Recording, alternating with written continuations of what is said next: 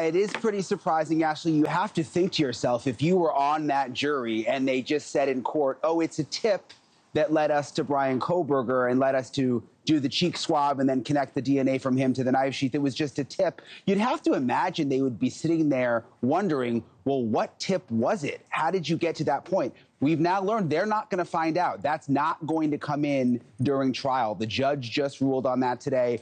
It's been a year, more than a year, that there's been so many court hearings and fights back and forth about the investigative genetic genealogy, the defense trying to poke holes in it, saying that it's unfair, saying that it's not scientifically tested, that it's a new technology that they used.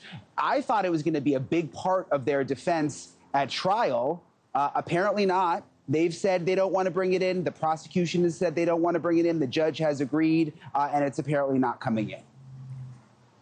Jesse, I feel like those are several months I will never get back. The pitched battle between the defense and the prosecution, under seal, I might add, which drives me even crazier, because to me that is secret justice, not American justice. But, you know, when it comes right down to it, Jesse Weber, a swath, you know, of his cheek matches the DNA on the knife sheath. Do we need to even know anything more than that? The DNA on here matches the DNA in that cheek. Does the jury need to know anything more than that?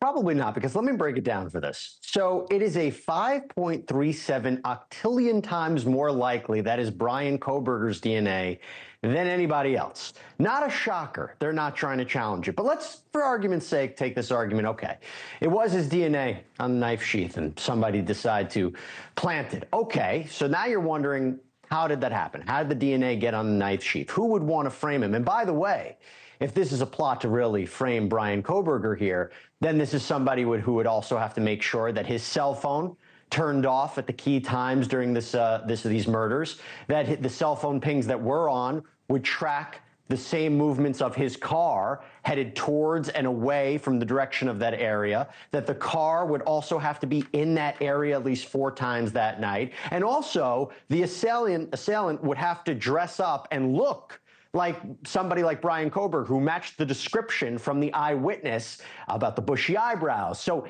all of these things together would have to be someone framing Bryan Kohberger. And call me crazy, but that seems to be beyond, you know, belief. Now, I'm curious to see where they go with it. This is the prosecution's narrative of trying to say what the defense is going to do here. But I got to tell you, Ashleigh, after you said so many court hearings where they tried to make sure this evidence wouldn't come in, saying that his rights were constitutionally violated, that it wasn't reliable, at this point, their only option is to admit it is his DNA, but there's another explanation for why it's there. I'm curious to see what that explanation will be.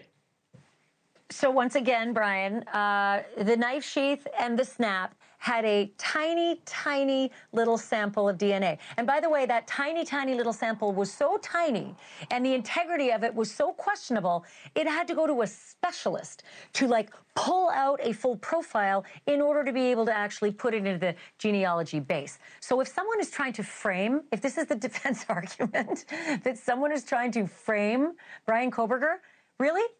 That's how they're going to frame him?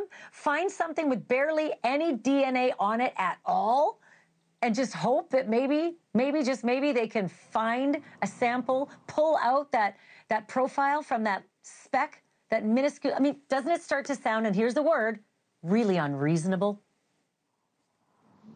It does, and I'm just trying to play it out in my mind. If they actually try to argue this out in court, are they going to say that there was someone out there who killed these college kids, who then went and got the knife sheath from Bryan Kohberger, they stole it or something, and it had the little bit of DNA on Kohberger, and then went to the house and put it in there after doing it, or brought it with them and then dropped it on purpose, trying to frame Kohberger? I mean, it is all sort of hard to wrap your mind around. But Jesse made a good point. I think this is important. I mean, this all came out through a state filing, and it is the prosecutor who is trying to explain what the defense witness is going to say at trial, possibly. So this isn't coming directly from the defense. So maybe this is just one sort of theory that they've floated around and that they're not necessarily going to use as a defense trial. We don't know, but it is kind of hard to imagine.